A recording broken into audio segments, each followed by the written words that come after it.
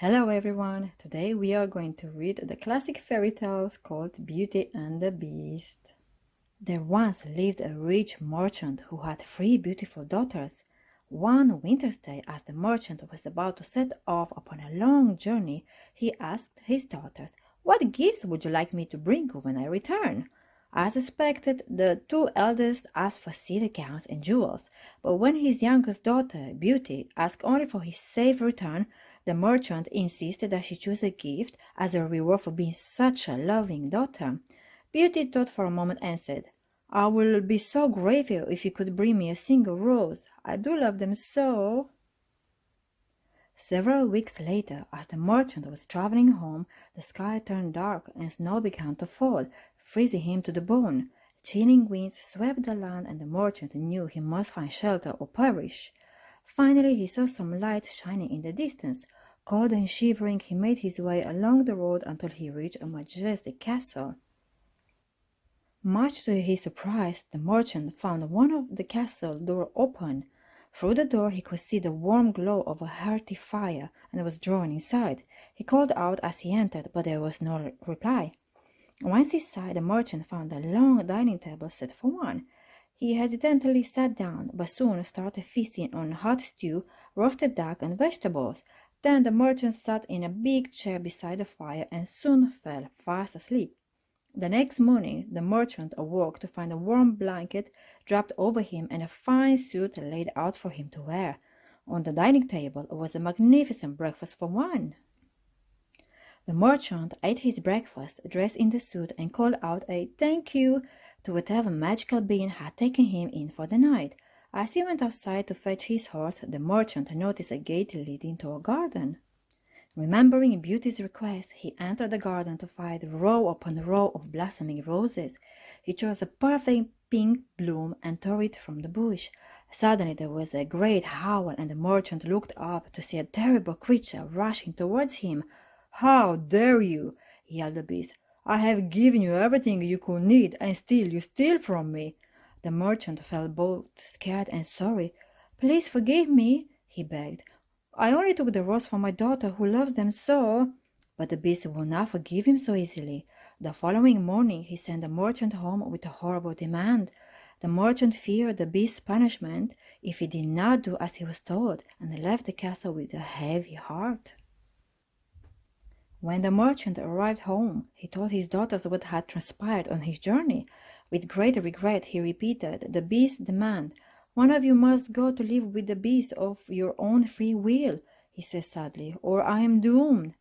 "I will go, Papa," said Beauty. The merchant was distraught at the idea, but Beauty wouldn't have it any other way. So 1 week later they set out for the beast's castle. When they arrived at the castle, Beauty was awed by its charm. Again the door was open and the table was set with a wonderful feast. As they finished their meal, a terrible roar came from the top of the stairs, and the beast appeared. Beauty was terrified of the hideous creature, but was determined not to let her father down. The beast asked if she had come willingly, and Beauty bravely replied, "Yes." "I am pleased," growled the beast. The next morning, after her father tearfully departed, Beauty sat upon the steps, weeping. After a time, though, she became curious and began to explore the castle. Upstairs she found a room with her name on the door. Inside there were fine furnishings, clothes, jewels, books, and even a harp. Beauty soon understood that she would want for nothing while this was her home. That night, as Beauty went down to dinner, the beast met her on the stairway. "May I join you?" he asked in his gruff, growly voice. "Of course," replied Beauty. "This is your home after all." During the meal, Beauty found that the beast was surprisingly well-mannered. Afterwards, the beast asked Beauty, "Will you marry me?" Beauty simply shook her head. The following month passed quickly. Beauty spent her days exploring the castle and wandering in the garden. Every night she talked and laughed with the beast over dinner. Beauty soon found that these meals were the best parts of her day. But at the end of each evening, when the beast would ask Beauty to marry him, Beauty would sadly tell him no. "Beast, you are my dearest friend," she told him one night. "Can't you be happy with that?" "I love you with all my heart," said the beast. but I can only be happy if you promise to stay here forever." Beauty was happy at the castle, but she missed her father, so she made a deal with the Beast. "If you permit me to go home to my family for 1 month, I will return to the castle forever," she said. "Please come back to me, Beauty," the Beast said. "I cannot live without you."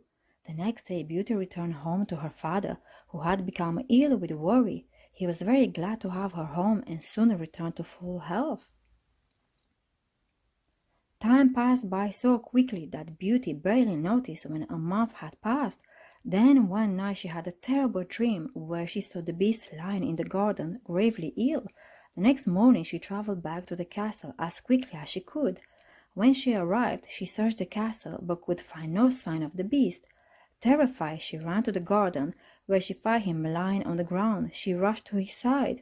"I'm so sorry I was gone so long," Beauty whispered. "I didn't realize how much I loved you until it was too late. I will marry you, Beast, if you will just wake up." Then a miraculous thing happened. The Beast began to shake, and soon there was no longer a creature lying before Beauty, but a handsome prince. Beauty was shocked and asked where her Beast had gone, but the prince replied, "I am right here." He told Beauty how an evil witch had cast a spell on him that could only be broken by true love. Beauty and the prince were married the next day. A grand carriage was sent to fetch Beauty's father and sisters, and the king and queen soon arrived to attend the wedding. The king and queen were so grateful to Beauty for breaking their son's curse that they made her father a great lord, and they all lived happily ever after. The end. Thank you for watching. Bye.